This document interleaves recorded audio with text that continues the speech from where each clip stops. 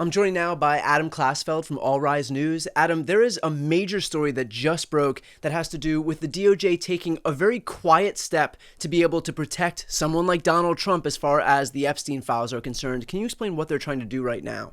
Now, 2 minutes before midnight, Brian, the Trump Justice Department's political appointees went to federal court in Manhattan and put in a new filing in their case of unsealing grand jury minutes. Now, remember, grand jury minutes aren't where the transparency that the public has been clamoring for in the Epstein and Maxwell investigations. That's not where you find it. But even that amount of transparency that they're asking for here, they revealed in this memo that they plan to redact personally identifying information of uncharged individuals who are not alleged to be part of Epstein and Maxwell's crimes. So let's unpack that a little bit.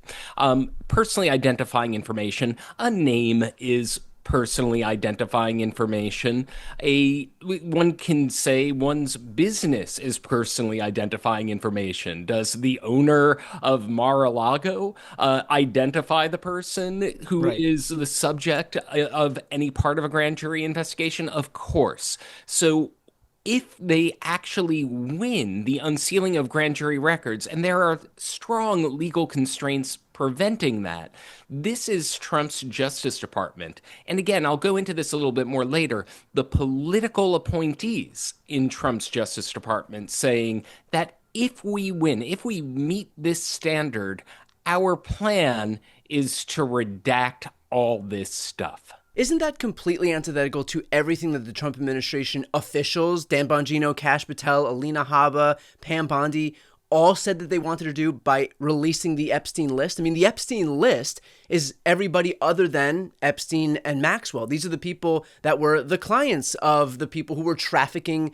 these children. And so wouldn't that just completely shut the door on ever being able to figure out who was the beneficiary of these crimes? Right. Well, the transparency keeps getting narrowed. We had earlier this month in an unsigned memo, the Trump Justice Department and the Trump FBI saying there is no list, there's nothing to reveal here. And by the way, we're going to not reveal anything because of the trauma of the victims. They said that there are more than 1,000 victims and each has their unique trauma, and therefore we can't reveal anything. The public reacts to that. They get outraged and they say, you know what? Okay, we reconsidered it. We'll reveal the grand jury information. And the Transparency Brigade comes out. Who's part of the Transparency Brigade? Pamela Jo Bondi, the Attorney General of the United States, Todd Blanche, her deputy and Trump's criminal defense attorney, and Jay Clayton, the political appointee for the Southern District of New York. Those are the three signatures on the memo. Are any of the prosecutors on this memo? Not a single one of them. And remember, the lead prosecutor, Maureen Comey, has been fired. And so the judges, when the government first filed this gambit to unseal grand jury information, as if that's a transparency people were clamoring for, Right. what had said that the judges instructed them, you're going to have to produce an argument. They gave them some instructions for that. They said, you may not have notified the victims. You remember we talked about that earlier. So this was the government's first response to that. And now we see that the plan is broad redactions of personally identifying information in the plans of the political appointees here. And beyond that, they answer the question about notifying the victims. And they say the government has, quote, now, end quote, notified all of the victims whose names appear in these grand jury records but one. So it seems that the government is acknowledging, hey, we didn't do it in advance, Your Honors, but, better late than never, right? And so this is the grand jury testimony that they're trying to subpoena. They also have the Epstein files, and so why do you think that they're going that route and trying to kind of twist themselves into pretzels to limit the amount of information that's released on the grand jury subpoena side when they have the Epstein files? Why don't they just do it themselves? Like, why don't they just eliminate all third-party personal identifying information and release the Epstein files, since presumably that's what they're trying to do on the grand jury side. Right. Well, it's pantomime transparency. You choose this kind of Rube Goldberg apparatus, a kind of old machines where you do a bunch of things to go a very short distance. Yeah. This entire Rube Goldberg apparatus to do an illusion of transparency here, find a route through the courts where the judges could say no. They can say we have Right. very And then strong. you get to blame them, by the way, Yes. when they do say no, because they're restricted by law in terms of what they can and can't release. Right. There's a way to be transparent, and the way you do it is not through the method that Trump's political appointees are doing here. I think the natural conclusion that one can draw from that is this is an elaborate way to avoid transparency, and while trying to placate the people who are unhappy about the conclusions of that unsigned memo saying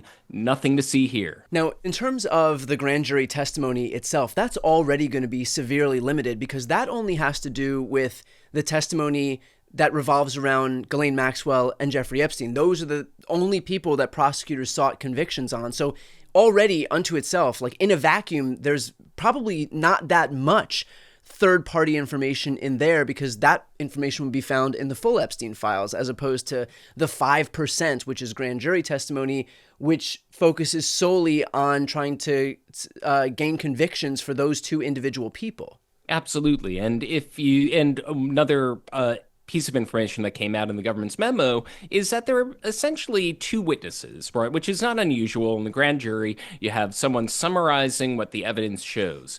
And then you have public indictments. We have public trials. We know the evidence against Ghislaine Maxwell because there was a long public trial that led to Maxwell's convictions on 5 felony counts, including sex trafficking. We know a lot of the evidence against Jeffrey Epstein because before he died, there were all of these legal proceedings, including his indictment, where this information came to light. So forgetting about the huge hurdles to even getting this information unsealed and what they're going to do to redact that information, if they pass that legal threshold, even if all of that just was thrown out into the ether, it's not the information that the public has been clamoring for.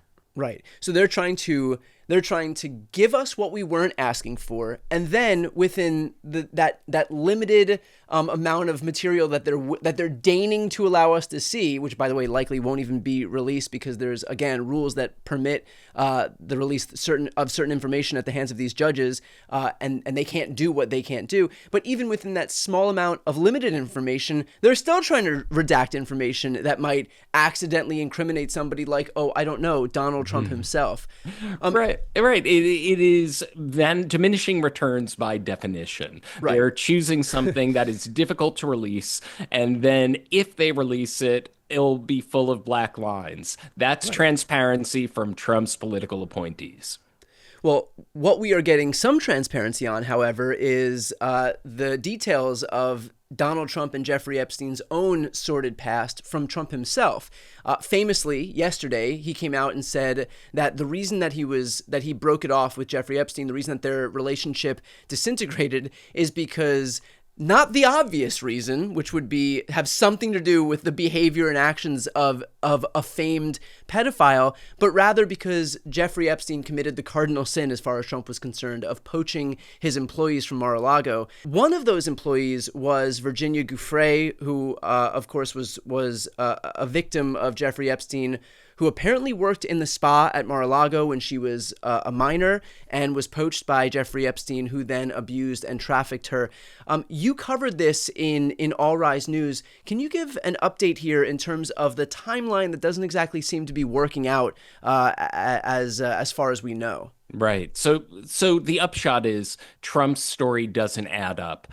Even taking his statement that poaching, not predation, was the bridge too far. Let's look at his timeline here. He claims that he was really mad at Jeffrey Epstein for taking Virginia Giuffre from him.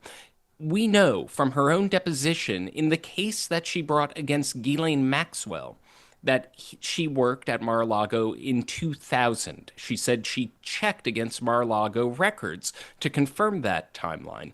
She worked there for a few months before she testified. She was recruited by Ghislaine Maxwell. In now 2 years later, 2 years after that poaching, is when we have the infamous quote of Trump saying that Jeffrey Epstein is a terrific guy, and the full quote. I'm paraphrasing that he likes women, some of them on the younger side. That's Yeah. in 2002. In 2004, he has his falling out with Jeffrey Epstein. And by the way, and few people have been asking this, if he was so upset about Jeffrey Epstein poaching Virginia Giuffre, why is it that he has shown no resentment, no anger whatsoever that I can see toward Ghislaine Maxwell, who was the one who recruited Virginia Giuffre for Jeffrey Epstein's predation and created all of that? Virginia Giuffre, her bravery in stepping forward in filing the lawsuit is the reason for a lot of this a sequence of events here. Without that, we wouldn't have a lot of the paper trail that led to the groundbreaking Miami Herald investigation, the ongoing fight to unseal records. That is one actually to look out for in her. Now, she died earlier this year, and Trump feels free, apparently speaking at press conferences on her about her behalf, Right, saying because there's things nobody that to push back. there's no one to push back and saying things that are demonstrably not true. Yeah. And what's happening here is we can get more transparency in an ongoing fight to unseal files in that litigation posthumously from Virginia Giuffre than we're getting from Trump's political appointees and their antics in the grand jury unsealing fight here in the Southern District of New York and their failed attempt to do so in the Southern District of Florida. Well, you'll notice that Trump is quick to talk about Virginia Giuffre without feeling like he needs to adhere to any facts because, again, there's nobody to push back. He feels free to disparage Jeffrey Epstein for poaching his employee, even though it was Ghislaine Maxwell.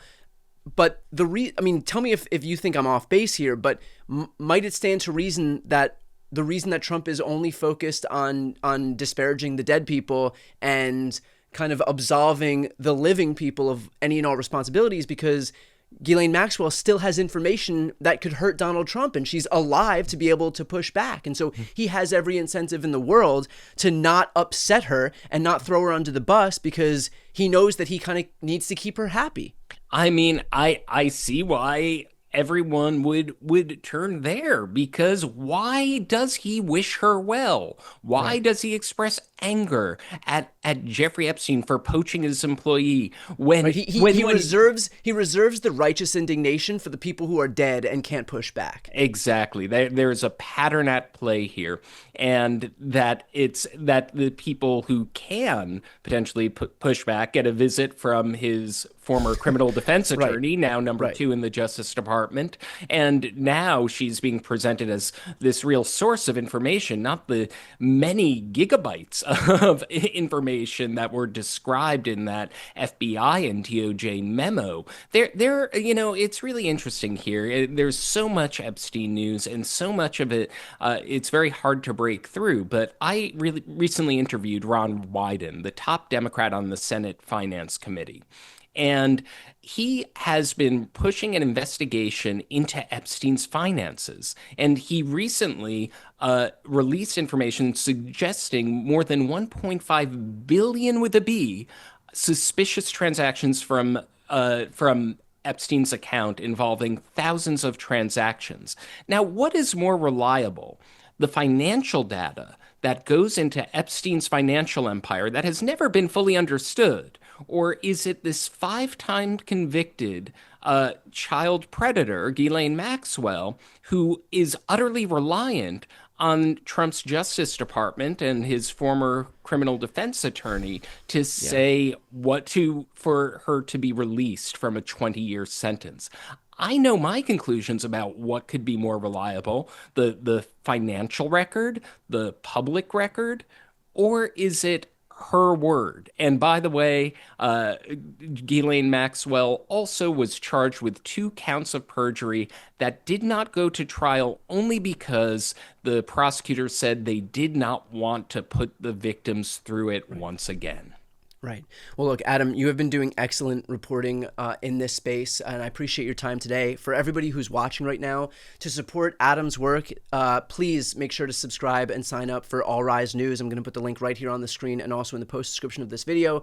When Adam is going to these courthouses in other states, he's gone and made sure to be on the front lines for the Kilmar Abrego Garcia case or any other cases that are going right now. He's doing it on his own dime. This is independent media at its best. So again, if you want to support his work, please make sure to subscribe. I'll put the link to All Rise News on this screen and in the post description. Adam, appreciate your time. Thank you so much, Brian, as always.